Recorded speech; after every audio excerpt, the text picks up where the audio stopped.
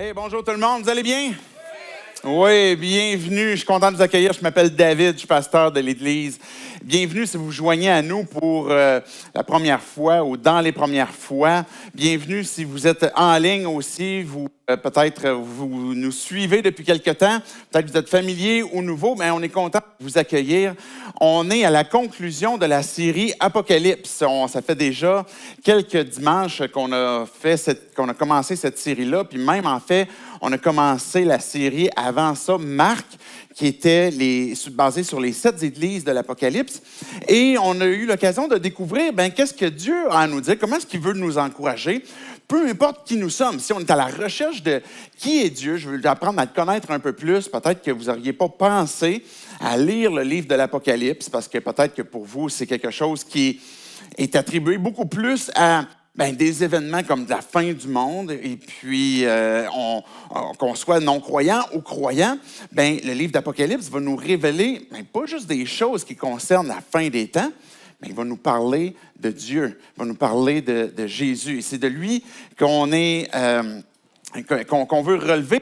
Et particulièrement à cette conclusion ce matin, je veux qu'on puisse, avec cette conclusion, faire un peu comme un petit tour guidé presque des 2 derniers chapitres. En fait, ça va être surtout au chapitre 21, puis le chapitre, un petit peu au chapitre 22 aussi.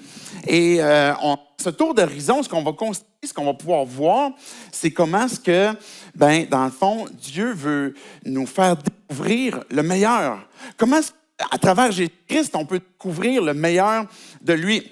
Je pense qu'on a un petit problème de micro. Si elle ne fonctionne pas, apporte un micro avec fil, puis on va s'arranger avec ça. Fait que, bref, en attendant, on va continuer. Si vous êtes en ligne, ça skip un peu. Soyez patients, c'est de ça rapidement. Et dans le fond, ce petit tour d'horizon, ce que je suis en train de dire, c'est que nous pointe à découvrir qui est Dieu. Et un verset que j'aime beaucoup, qui n'est pas nécessairement d'Apocalypse, mais qui nous rappelle l'essentiel de ce qu'on veut faire avec Apocalypse, c'est « Sinon vous êtes ressuscités avec Christ. Cherchez les choses d'en haut, où Christ est assis à la droite de Dieu. » Quand on vit sur terre, quand on vit dans différentes tribulations, quand on vit dans certaines épreuves, même dans des victoires aussi, on pourrait être dans un contexte où on a de la difficulté à voir comment est-ce que Dieu est en train de diriger, comment est-ce que Dieu est en train d'intervenir, qu'est-ce qui est en train de se passer. Et ce que Dieu est en train de nous dire, c'est « Lève les yeux. Je veux te donner le meilleur pour ta vie. » C'est ce qu'on va voir dans Apocalypse, justement, avec ce petit tour d'horizon, cette visite guidée. Et le meilleur pour nos vies, on va pouvoir le prendre, on va pouvoir en profiter à partir du moment où on va chercher les choses d'en haut, où Christ est assis à la droite de Dieu, où Christ est en train de régner. Fait qu'on va retenir notre attention, dans le fond, sur 3 choses ce matin du chapitre 21 d'Apocalypse. Vous pouvez déjà, dans vos Bibles, ouvrir peut-être votre application, et puis que Dieu va finalement nous faire connaître pour qu'on puisse découvrir la vie qu'il y a pour nous. Donc, Apocalypse 21, on va lire le verset 1, puis après ça, on va aller au verset 5 à 8 pour voir cette première chose qu'on va voir ensemble. Je vais prier juste avant pour qu'on puisse avoir cette direction, que Dieu puisse nous donner, nous révéler qu'est-ce qu'il y a à nous dire pour chacun d'entre nous, puis après ça, qu'on puisse découvrir qu'est-ce qu'on pourra mettre en pratique dans nos vies. Dieu, on va te dire merci pour cette parole, merci pour le livre d'Apocalypse, merci parce que même si Dieu, on pourrait avoir l'impression que c'est un texte compliqué, mais on va avoir cette ouverture où ce que tu veux nous parler, tu veux nous encourager, tu veux nous montrer la vie que tu veux nous faire vivre. Je te prie que tu puisses, pour chacun d'entre nous, peu importe là où on est, que tu puisses venir remplir notre cœur, remplir nos pensées, te révéler à nous, et puis qu'on puisse découvrir qu'est-ce que tu as à nous dire par ces textes. Et c'est en ton nom, Jésus, qu'on prie ces choses. Amen. Amen. La première des choses que Dieu veut nous faire découvrir, qu'on va voir dans les versets 1 à 8 que je vais lire, c'est son caractère. Dieu veut nous faire découvrir son caractère pour qu'on puisse découvrir la vie, le fait qu'on cherche les choses d'en haut. La première des choses qu'on veut chercher, qu'on veut découvrir, c'est Dieu lui-même. C'est le caractère de Dieu. Regardez le verset 1, qu'est-ce que ça dit? « Puis je vis un nouveau ciel et une nouvelle terre, car le premier ciel et la première terre avaient disparu et la mer n'existait plus. Allez au verset 5. Celui qui était assis sur le trône dit, « Voici, je fais toutes choses nouvelles. » Et il ajouta, « Écris cela, car ces paroles sont dignes de confiance et vraies. » Puis il me dit, « Je suis l'alpha et l'oméga, le commencement et la fin. À celui qui a soif, je donnerai à boire gratuitement de la source de l'eau de la vie. Le vainqueur recevra cet héritage, je serai son Dieu et sera mon fils. Et quant aux lâches, aux incrédules, aux pécheurs, aux abominables, aux meurtriers, à ceux qui vivent dans l'immoralité sexuelle, aux sorciers, aux idolâtres et à tous les menteurs, leur part sera dans l'étang ardent de feu et de soufre. » Et c'est là la seconde mort. Dans ce texte-là, dans ces premiers versets-là, évidemment, le dernier verset, il frappe un peu, je vais vous l'expliquer dans un instant. Mais la première des choses qu'on découvre, c'est le caractère de Dieu sur son désir que de vouloir restaurer, que de vouloir renouveler. Le tout premier verset nous parle de nouveaux cieux, une nouvelle terre. Et c'est le désir que Dieu a que de vouloir justement apporter une libération sur le monde entier. On vit dans un monde où il y a des souffrances, où il y a des guerres, il y a des famines, il y a de la maladie. Il y a toutes sortes de trucs qui nous font souffrir et qui sont difficiles à supporter, à vivre. La Bible dit elle-même aussi que, dans Romains 8, que la création souffre les douleurs de l'enfantement. La création, toute la terre, les cieux, les animaux, on le voit à travers, par exemple, les différentes extinctions qu'on va avoir d'animaux, à travers les famines, les guerres, comme je parlais, comment est-ce que la création souffre et le désir de Dieu n'était pas qu'on soit dans ce contexte de souffrance, de destruction, de mort, de maladie. Le plan de Dieu, c'est la vie. Le plan de Dieu, c'était la perfection. C'était l'intimité qu'on peut avoir avec lui et que toute la création, quand que Dieu, on regarde à la fin de la création dans Genèse, on voit que tout ce qu'il a dit puis qu'il a fait, il l'a constaté et voici, tout était très bon. C'était parfait. Et le plan de Dieu, c'est de ramener, en fait, c'est même plus que de ramener cet état-là. C'est même au-delà de l'état initial que Dieu avait créé. Et c'est ça qu'on voit dans le texte le premier verset. Le plan de Dieu, c'est qu'il va y avoir des nouveaux cieux et une nouvelle terre. Et ce qui est intéressant, c'est que le mot pour qu'on parle de renouveler ou de nouveau, c'est pas néos, le mot qui veut dire qu'on part de rien et on va recréer. Mais plutôt que Dieu prend ce qui est là, kainos, et qui le prend et qui va le restaurer. Et Dieu, c'est dans sa personnalité, dans son caractère, que de prendre des choses qu'on pourrait considérer comme il n'y a plus rien à faire de bon avec ça. On devrait s'en débarrasser. On devrait le jeter. Des fois, on pourrait avoir cette opinion-là de nous-mêmes. On pourrait avoir cette opinion-là peut-être de certaines personnes, des gens de notre famille, peut-être de certaines personnes qu'on va croiser, qu'on va dire « Hey, il n'y a plus rien à faire avec cette personne-là. » Et c'est la job de Dieu de faire des miracles. Des miracles dans nos vies, de nous transformer, puis de prendre nos vies, de prendre la création et puis d'enlever de façon absolue, complète, tout ce qui est mal, tout ce qui a été péché, tout ce qui est conséquence du péché, et qui soit enlevé complètement et qui soit restauré. C'est ça qui va arriver quand on pense au plan futur de Dieu, c'est que Dieu va nous amener dans un état où il y aura, non seulement, il n'y aura plus la condamnation du péché, duquel on peut être déjà présentement pardonné. La puissance du péché, dans laquelle on peut être dégagé par « j'ai besoin de ta grâce, Dieu, puis j'ai besoin que tu interviennes dans ma vie pour que le péché arrête d'avoir une influence parce qu'il m'affecte encore. » Mais que dans l'état futur où Dieu crée nouveaux cieux, nouvelle terre, que la présence du péché n'y sera plus non plus. Dieu, c'est un restaurateur. Il prend nos vies, il les restaure. Il prend des choses qui sont mortes et les ramène à la vie. Il prend des déserts et les ramène à des jardins. Il peut prendre quelque chose qui a été maudit et le bénir et que ça en devienne quelque chose de plus beau que même l'état de paradis que c'était avant. Et le texte aussi, on a vu dans le verset, par exemple, verset 5, Ça dit, il était assis sur le trône. Il dit, voici, je fais toutes choses nouvelles, complètement restaurées. Il ajoute, écris cela, car ces paroles sont dignes de confiance et vraies. Dans son caractère, Dieu, ce qu'il affirme va s'accomplir, va réellement arriver. Et ça peut devenir pour nous, le fait qu'on connaît le caractère de Dieu, qu'on trouve une espérance. On trouve une espérance qui est vivante, que si Dieu dit telle chose, ça va s'accomplir. Et que même si présentement, peut-être j'ai des épreuves, même si présentement j'aurais envie de perdre espoir, même si présentement c'est la maladie qui nous frappe, même si présentement c'est peut-être l'instabilité financière à cause d'une circonstance X, bien, que Dieu a cette capacité d'intervenir et puis de ce qu'il me dit, il va l'accomplir aussi. Il va dire au verset 6, « Je suis l'alpha et l'oméga ». C'est la première lettre de l'alphabet grec et puis la dernière lettre, il est le premier et le commencement. On a vu à travers la série Apocalypse que, dans le fond, quand on veut comprendre ce livre-là, il faut chercher à l'interpréter avec la Bible elle-même. Vous me suivez?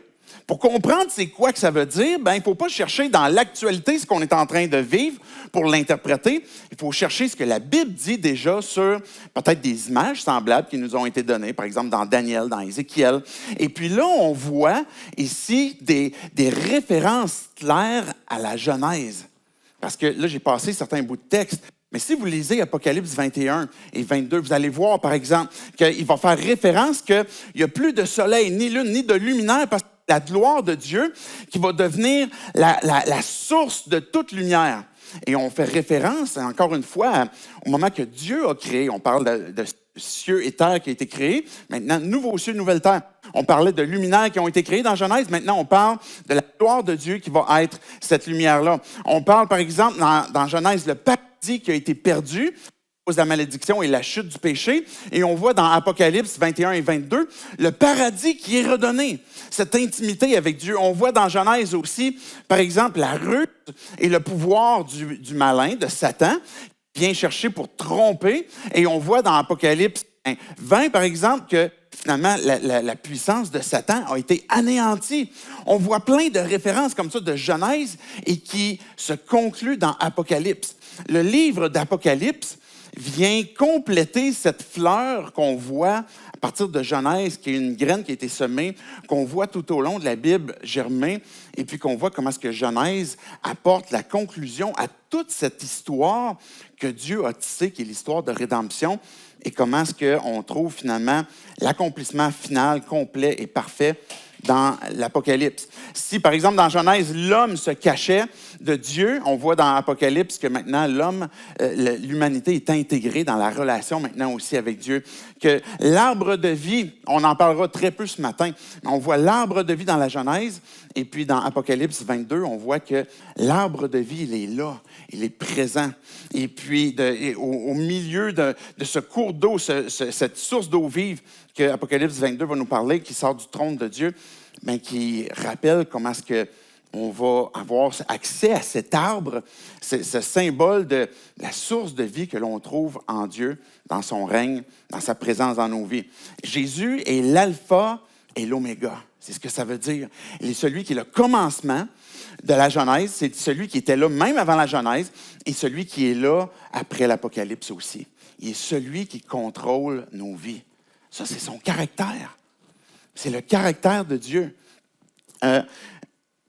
Jésus est celui qui étanche toute soif. Justement. Ça dit au regardez verset 6, il parle de « Je suis l'alpha et l'oméga, le commencement et la fin, à celui qui a soif. Je donnerai à boire gratuitement de la source de l'eau de la vie. » C'est qui peut s'acheter cette eau-là? Une eau qui est comme, c'est la fontaine de jouvence. Tu sais, c'est la vie éternelle. C'est qui? Comment est-ce qu'on peut se payer cette eau-là? Bien, Jésus, il va dire, elle est gratuite. Je vais la donner gratuitement, mais à une seule condition. Tu dois marcher à genoux, monter les marches, tu dois faire toutes sortes d'œuvres. Non, c'est pas ça. Il va dire, celui qui vient à moi. C'est la seule condition. C'est la foi de venir à Jésus et de dire, j'ai besoin de cette eau que toi, tu peux me donner. et je vais la donner gratuitement. Et peu importe notre arrière-plan, peu importe notre sexe, peu importe notre âge, peu importe notre statut social, celui qui reconnaît avoir soif, puis qui vient à Jésus, bien, Dieu va étancher sa soif. Mais de quoi est-ce qu'on pourrait avoir soif? On parle de quoi? C'est-tu vraiment de l'eau? Mais toutes nos vies, quand on prend le temps de réfléchir à nos propres vies, toute notre vie, on est peut-être à la recherche d'une quête quelconque, que peut-être de vouloir contrôler au maximum notre santé, de vouloir bien paraître. Comment est-ce que j'ai l'air de quoi dans l'œil de mon prochain? Est-ce que je suis apprécié? Est-ce que je suis aimé? Est-ce que je suis quelqu'un qui est reconnu pour ses performances au travail? Est-ce que je suis quelqu'un qui est en sécurité? J'ai suffisamment d'argent, j'ai suffisamment de biens, j'ai suffisamment de contrôle sur ma vie. Et puis, je suis capable de sécuriser maintenant tout ce que j'ai. Est-ce que c'est le fait que je suis capable d'avoir l'approbation, la reconnaissance des gens? Je suis quelqu'un qui aime les plaisirs. Et puis, le fait que je peux continuellement avoir des plaisirs, les divertissements, c'est quelque chose qui me maintient en vie. Mais quand on réfléchit à ces choses-là, on va rapidement prendre conscience que mais quand je l'obtiens, si j'obtiens cette sécurité, si j'obtiens la santé pendant un temps, si j'obtiens l'approbation des gens, mais je réalise que c'est quelque chose qui ne dure pas et que j'ai encore soif de ça. J'en veux encore. Je réalise qu'il y a une soif dans le fond de mon âme qui n'est jamais étanchée. Tant et aussi longtemps que je ne suis pas réconcilié avec mon Créateur. Celui qui me donne cette source d'eau de vie. Et ça ne veut pas dire que je ne veux pas performer au travail. Ça ne veut pas dire que les plaisirs sont tous mal. Ça ne veut pas dire que je ne voudrais pas être apprécié des gens avec qui je suis. Mais ce qui vient satisfaire, ce qui vient étancher la soif de mon âme, c'est que maintenant mon âme est réconciliée avec Dieu. Et que j'ai cette relation-là avec Dieu. Une autre chose du caractère de Dieu, on est toujours dans le premier point, vous n'êtes pas découragés, on parle du caractère de Dieu.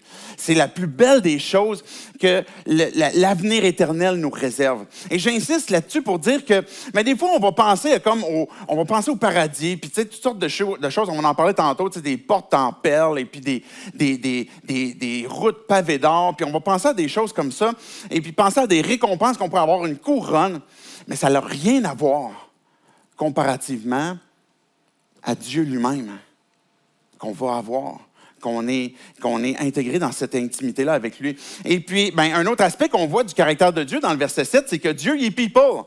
Dieu, il aime les gens. Il est orienté vers les gens. Regardez le verset 7 pour le relire. Le vainqueur recevra cet héritage. Je serai son Dieu et il sera mon fils. Ça, c'est la promesse récurrente à partir du début de la Bible, du début de l'histoire de rédemption jusqu'à Apocalypse.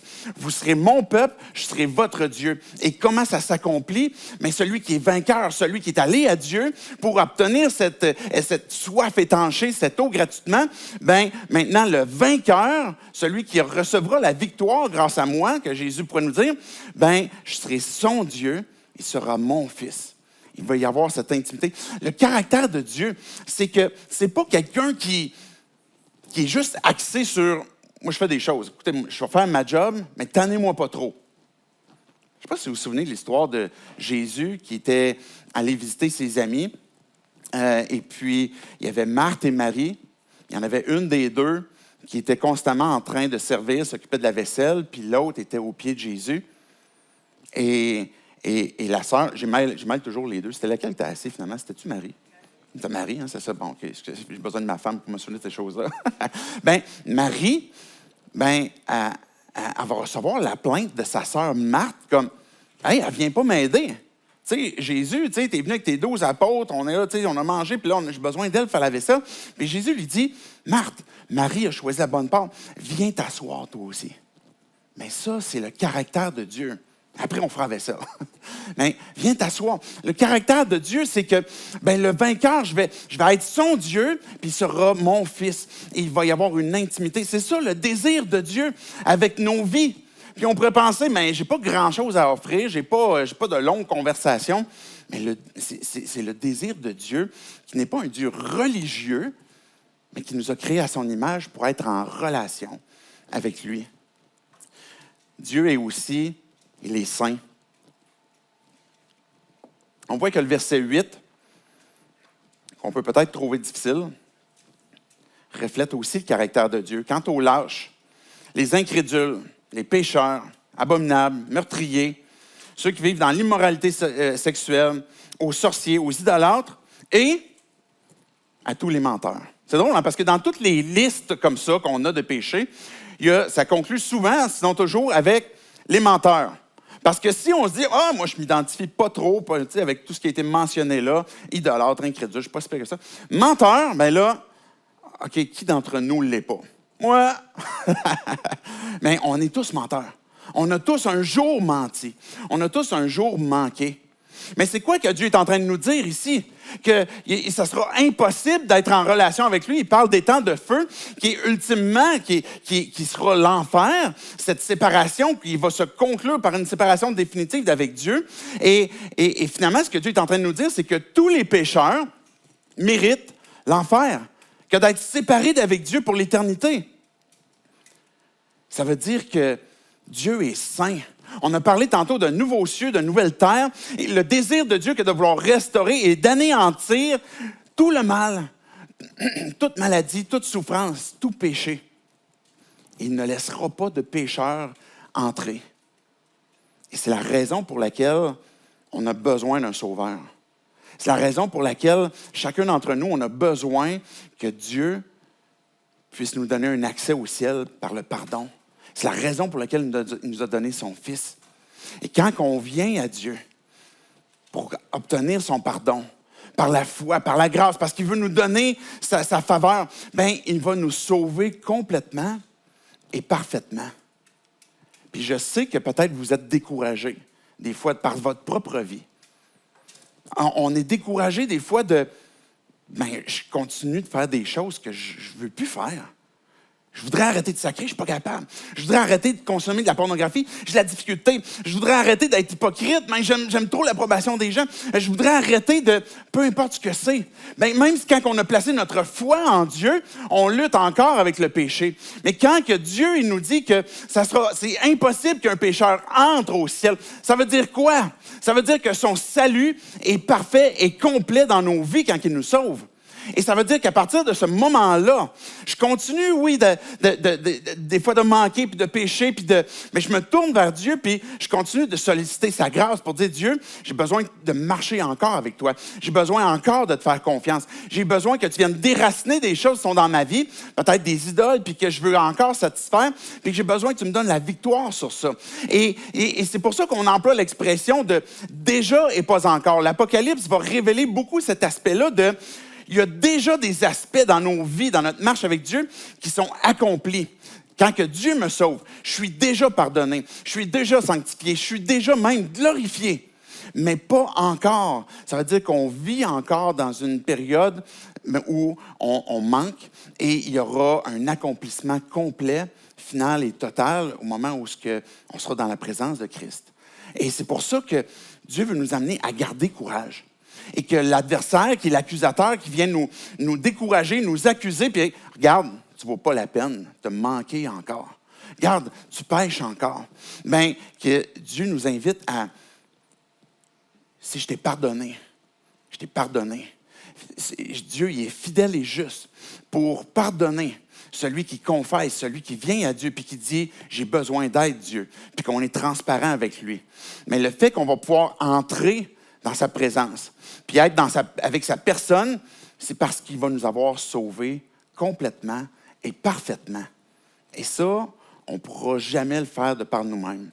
Dieu est saint et ce choix nous appartient. Dieu nous donne la liberté de choisir. Est-ce que je veux venir à lui ou non? Mais la conclusion, on a parlé la semaine passée de grand trône blanc.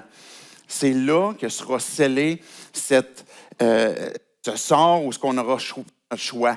Je vais te conclure avec un dernier aspect avant d'aller au deuxième truc qu'on peut regarder dans notre tour guidé d'Apocalypse 21.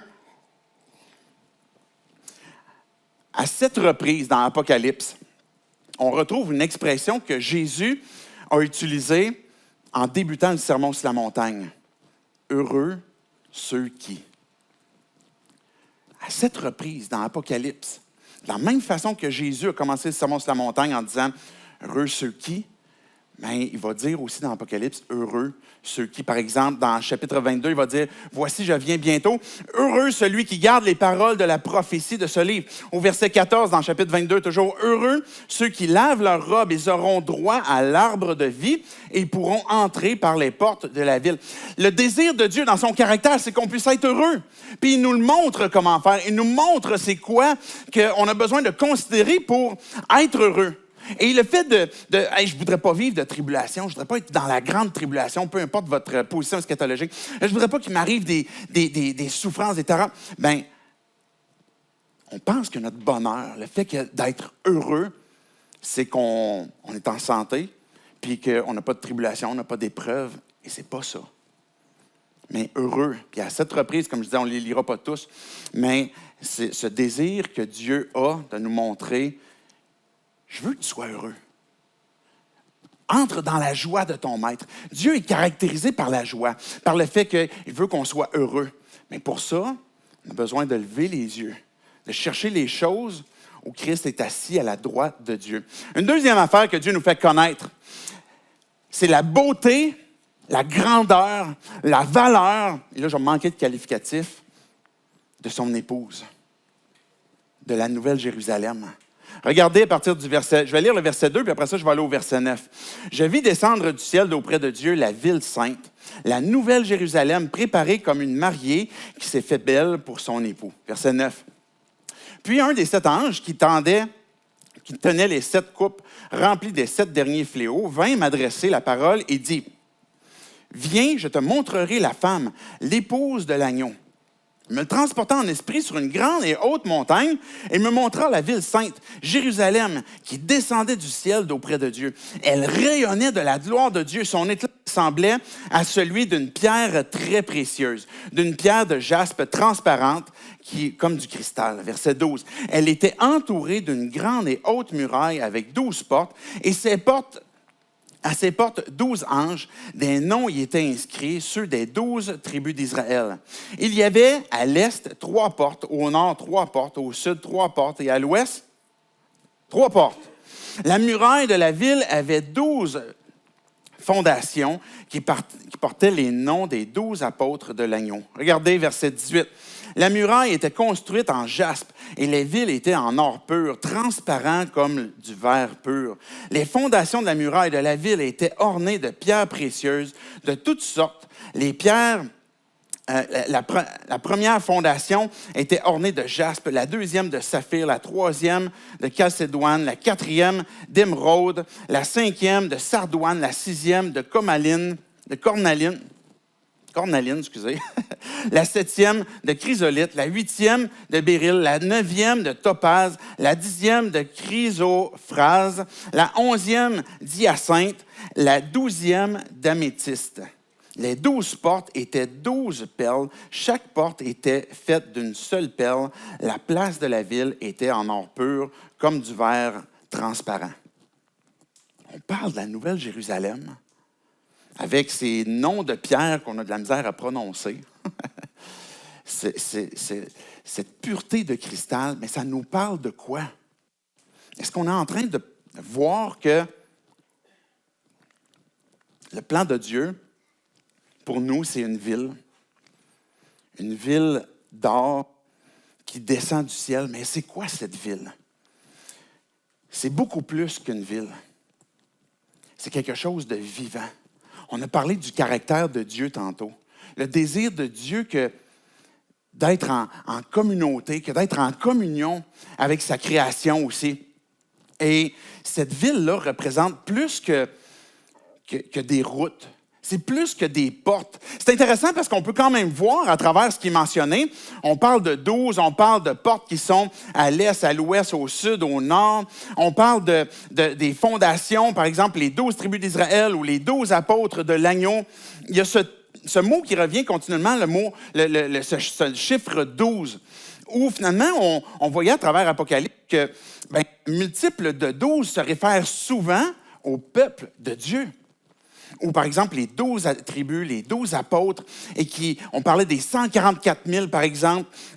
Tout cela, c'est des multiples de 12 qui reflètent le peuple de Dieu.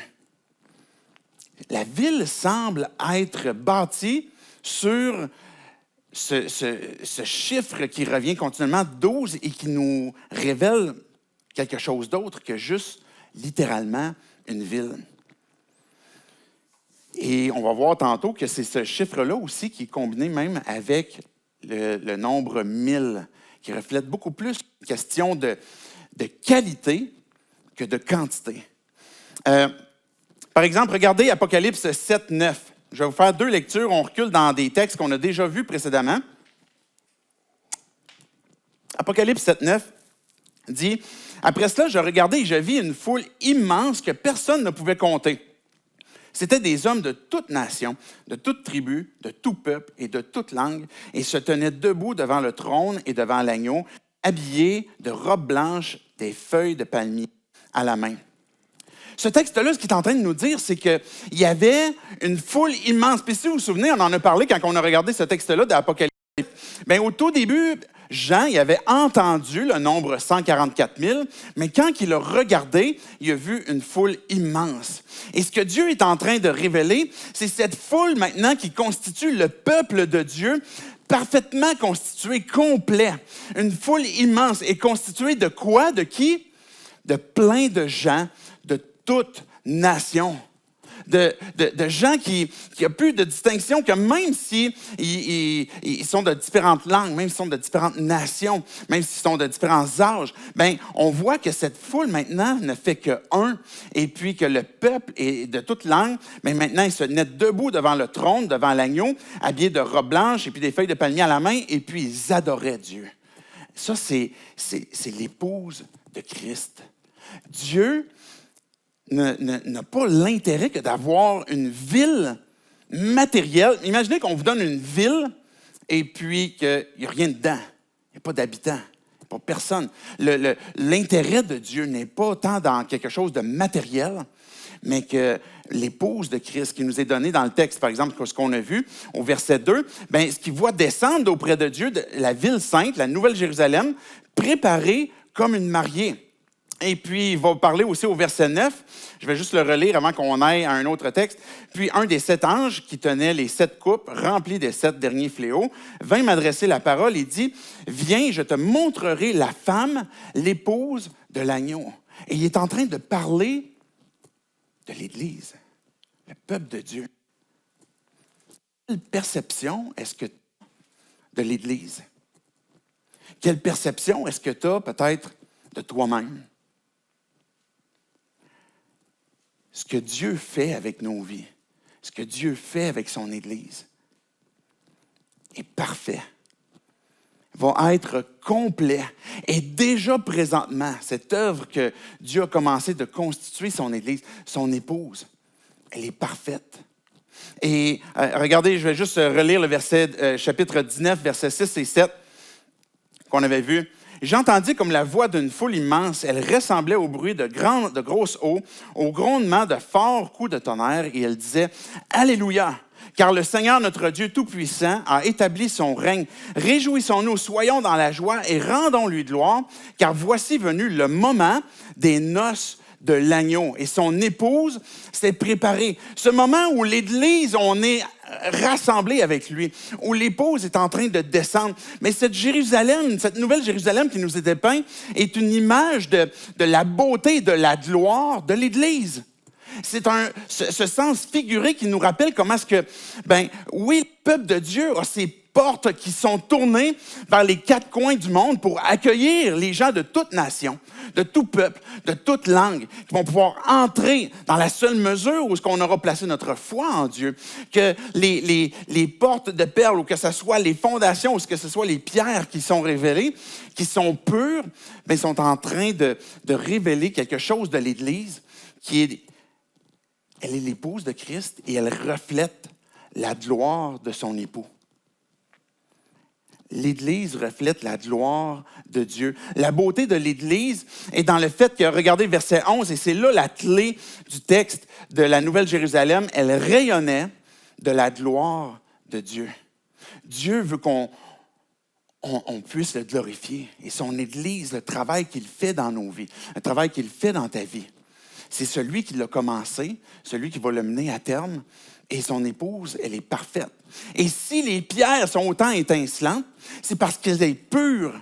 Et toute cette pureté contribue à elle-même être glorieuse, mais aussi à porter et révéler la gloire de Dieu. Et c'est pour ça qu'on voit dans les textes, par exemple, d'Apocalypse 7 ou d'Apocalypse 19, comment est-ce que cette grande foule est en train de célébrer et d'adorer Dieu. Parce qu'elle est en train de révéler la gloire. Maintenant, on pourrait voir cette nouvelle Jérusalem puis dire, j'y arriverai jamais. Je ne serai jamais aussi beau que ça pour pouvoir faire partie de l'Église. Et des fois, on pourrait avoir cette pensée que si je veux rentrer dans l'Église, il va falloir que je règle bien des affaires dans ma vie. Si je veux être accueilli dans l'Église, il faudrait bien que j'arrête de faire telle chose. Ou si telle personne veut entrer dans l'Église, il faudrait bien qu'elle règle certaines choses. Oui, Dieu fait ce travail dans nos vies. Quand on regarde le standard parfait de Dieu, de cette nouvelle Jérusalem, de l'Église qui reflète la gloire parfaite de Christ de Dieu, on n'est clairement pas à la hauteur. Mais c'est le travail de Dieu dans nos vies. Et même l'apôtre Jean, et je prends le temps de le mentionner parce que c'est dans le texte même du chapitre 22, où l'apôtre Jean, on pourrait dire, hey, écoute, le gars, c'est un apôtre. Il a marché avec Jésus, il a eu l'occasion d'adorer Jésus, il l'a vu. Et puis, c'est lui qui voit la Nouvelle Jérusalem, c'est comme ce qu'il a vu, c'est capoté. Et puis, il a entendu, il a même vu Jésus qui dit des choses, il a eu des visions. Et puis là, on arrive au chapitre 22, à partir du verset 8, je vais juste le citer, vous n'avez pas besoin d'y tourner. Et Jean, il va dire, moi, j'ai entendu, j'ai vu ces choses, et puis après les avoir entendues et vues, j'ai tombé aux pieds de l'ange qui me les montrait pour l'adorer. Il est tombé aux pieds de l'ange pour adorer l'ange. C'est quoi, il n'avait pas catché? C'est tout lui qui a vu ça. J'ai vu les belles et grandes choses, puis c'était tellement merveilleux, je suis tombé aux pieds de l'ange pour l'adorer. Et puis l'ange, il a dit, parce que c'est un ange de Dieu. C'est la façon qu'on peut distinguer, puis on parle souvent d'ange dans l'Apocalypse. Puis je sais que la notion d'ange dans notre monde est comme, elle apporte une curiosité du monde spirituel, puis tu es un ange gardien, etc. Mais ce que je veux juste révéler, au verset 9, l'ange va lui répondre, il va dire, garde-toi bien de faire ça. Garde-toi de m'adorer. Je suis ton compagnon de service, celui de tes frères, les prophètes, et de ceux qui gardent les paroles de ce livre. Adore Dieu. Jean lui-même est tombé dans une faille où il s'est mis à vouloir adorer l'ange. Puis l'ange lui a dit, non, c'est Dieu que tu dois adorer. Un ange qui vient de Dieu n'accepte jamais l'adoration. Mais ce que je veux révéler à travers l'apôtre Jean, c'est qu'il était un pécheur lui aussi. Il est tombé aux pieds de l'ange pour l'adorer. Et nous aussi, on pourrait avoir ces manques. Nous aussi, on pourrait voir ce standard parfait de l'Église où on dit, j'y arriverai pas. Mais on a cette espérance, cette foi que si j'ai cru en Dieu, s'il m'a pardonné, si c'est à lui que je m'accroche, c'est en lui que je place ma foi, et puis qu'à chaque instant, c'est à lui que je réclame sa grâce pour marcher de victoire en victoire, mais sa vie est en train d'intégrer ma vie. Et puis l'état dans lequel il me conduit est parfait. Et c'est son œuvre qui va se faire. On a parlé de la muraille, puis je ne vais pas trop m'étirer, mais la muraille qui est décrite ici, fait certainement référence à... Et c'est intéressant parce qu'à Québec, on est, de mémoire, je pense que c'est la seule ville en haut du Mexique qui est une ville fortifiée. Fait qu'on a encore des murailles ici à Québec. Et puis, mais pourquoi qu'une ville aurait des murailles? Parce que c'est cool pour les visiteurs, tu sais, c'est beau à voir, mais c'est plus que ça. Il y avait une intention de protection, de se protéger. Il y a une intention aussi de quand on ferme les portes de la ville, il y a une exclusivité. Il n'y a personne qui peut entrer. Il y a une exclusivité pour ceux qui sont à l'intérieur de la ville. C'est une protection. On parle de, je disais déjà et pas encore, déjà présentement, l'Église, quand on place notre foi en Dieu, l'Église, c'est pas un bâtiment, c'est vous, c'est moi. L'épouse de Christ, c'est plus qu'une ville, c'est des personnes. C'est là que Dieu veut bâtir. Et quand que Dieu nous emmène justement à être son Église, à être son épouse, il nous conduit dans cette sécurité qui est en lui. Ou qu'on trouve dans nos moments de découragement, qu'on est découragé de nous-mêmes, qu'on est découragé de l'Église, qu'on est découragé de notre monde. Mais quand on lève les yeux vers lui, quand on cherche, les choses sont en haut, à la droite de Dieu, où Christ est assis, on est en train de fortifier notre foi. Puis on est en train de se souvenir que Dieu me garde. J'ai besoin de lui encore. Et puis, le seul moyen que de pouvoir être intégré dans cette famille, dans cette intimité-là avec lui, c'est de faire partie de son Église, par le pardon de nos péchés que Christ a acquis à la croix. Je termine avec une dernière particularité, je vais dire comme ça.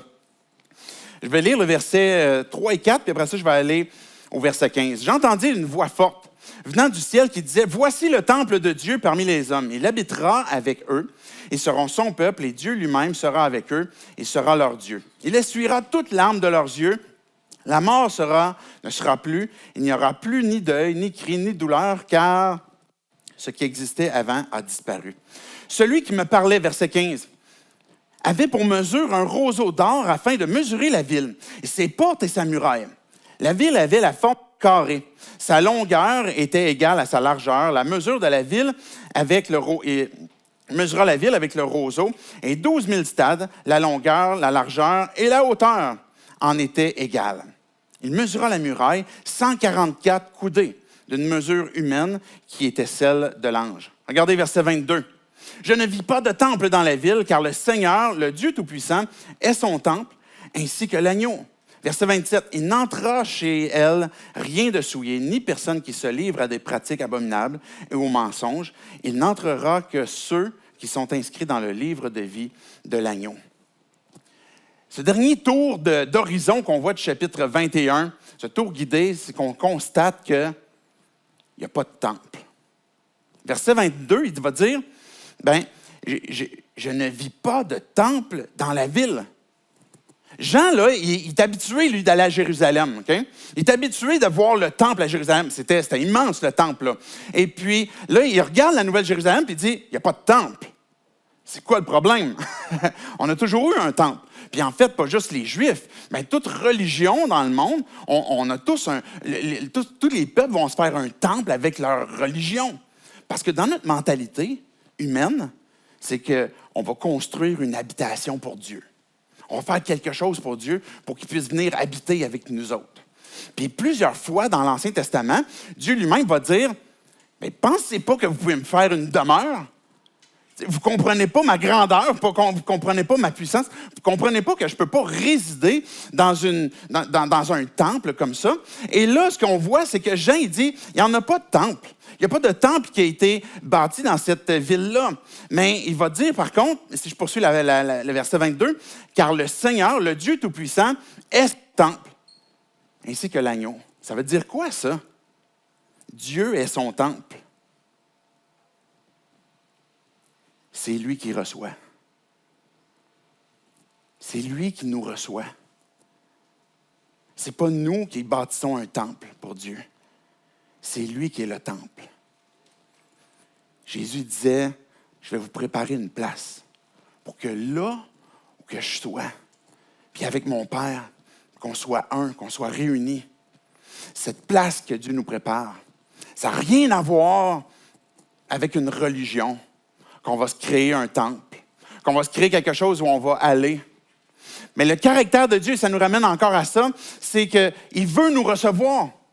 Et c'est lui qui nous reçoit dans son temple. Et l'Église est son temple aussi. Il vit en nous par esprit. Puis on lui rend hommage, on va l'adorer aussi sans aller à Jérusalem. Comme la Samaritaine avait posé comme question, bien vous allez à Jérusalem, nous autres on a une autre montagne, c'est où qu'on va adorer? Puis Jésus il dit, bien en réalité, l'heure vient, puis elle est déjà arrivée, où les vrais adorateurs vont adorer Dieu en esprit et en vérité.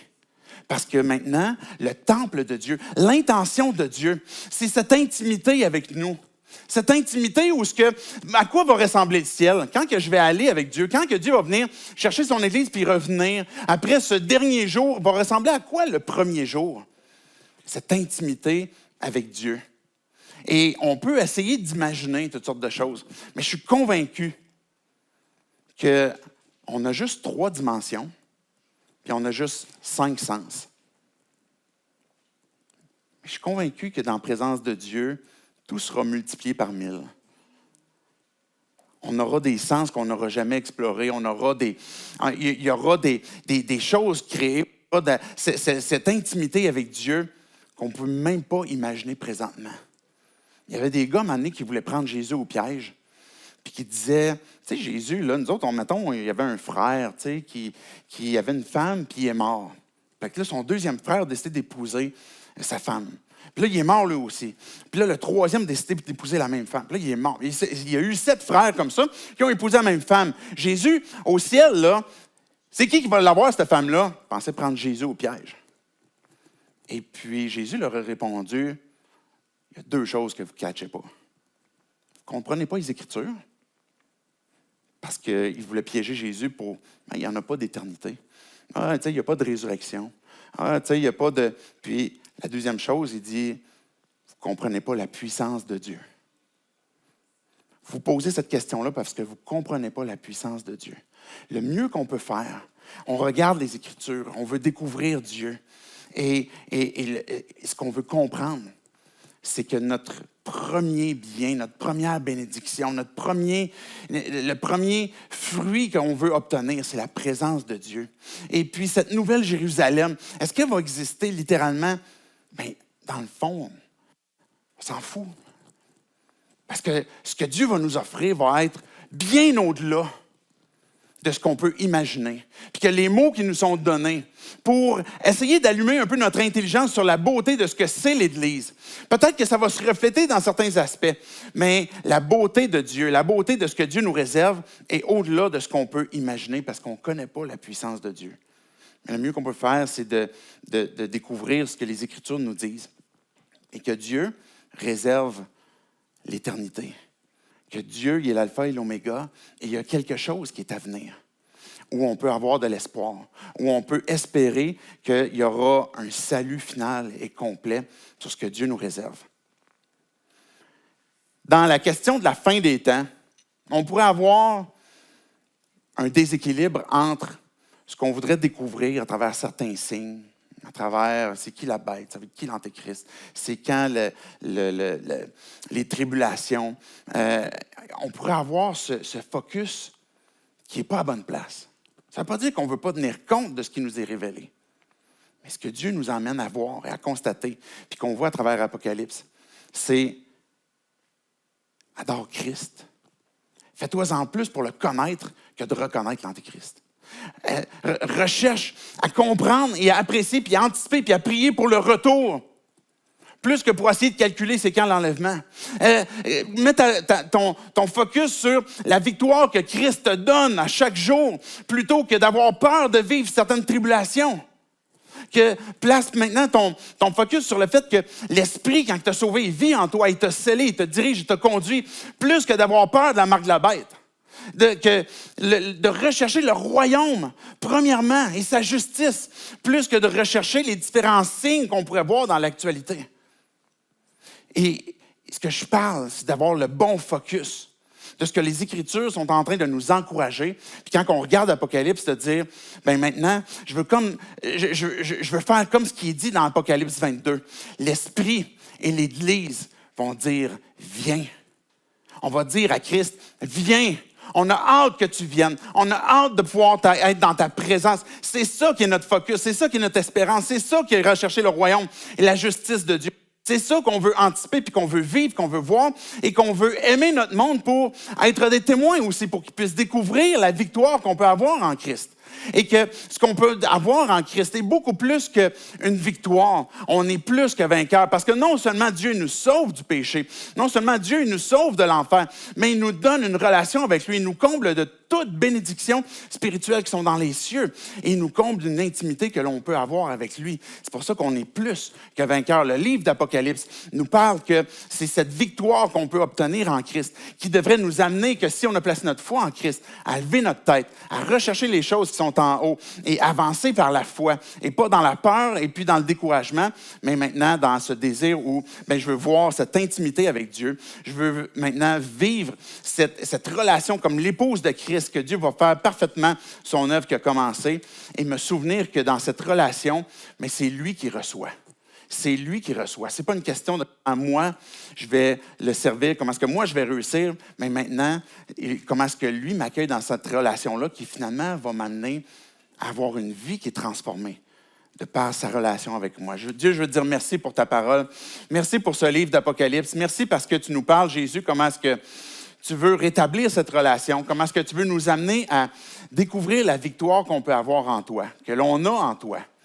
Seigneur Jésus, peut-être pour certains d'entre nous qui avons écouté cette série d'Apocalypse, on ne s'identifie pas encore comme croyants. Et puis qu'on n'a jamais pris cette décision de dire « J'ai besoin d'un sauveur. Je veux t'abandonner ma vie. » Mais ce matin, Dieu, on a lu ce texte, qu'il n'y a aucun pécheur, aucun hypocrite, aucun menteur, aucun incrédule va pouvoir rentrer dans ta présence. Et Dieu, je veux te confesser que j'ai besoin de toi pour me sauver de mon propre péché. J'ai besoin, j'ai soif. Et je reconnais que mon âme, c'est de toi qu'elle a soif, Dieu. Je veux être réconcilié avec toi. Et c'est pour ça maintenant que je te donne ma vie. Je te donne ma vie pour obtenir la tienne.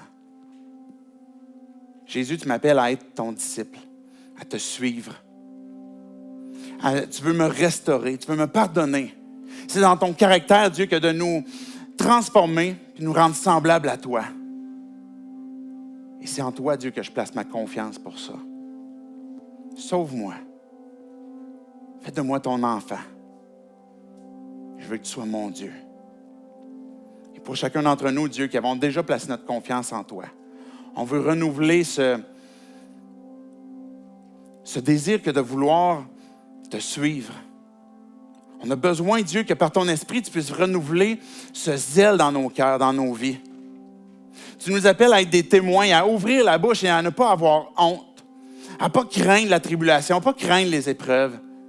Mais tu nous appelles à aimer notre monde aussi. Tu nous appelles à aimer les gens près de nous, à t'aimer toi et à parler, Dieu, de comment est-ce que tu transformes encore nos vies aujourd'hui, comment est-ce que tu es encore notre sauveur. Et Dieu, je te prie pour chacun d'entre nous qui avons peur peut-être d'ouvrir la bouche, que d'être ces témoins, que d'être cette Église qui est vivante, qui te glorifie, mais qui est aussi ces témoins qui sont vivants, qui sont conduits par toi, Esprit Saint.